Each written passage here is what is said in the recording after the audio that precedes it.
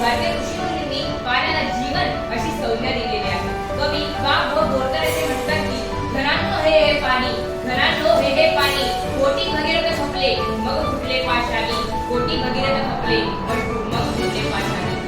निसर्ग आपल्याला भरून भरून पाणी देतो. तो माणसाप्रमाणे पाणी देण्यामध्ये कंजूस करत नाही.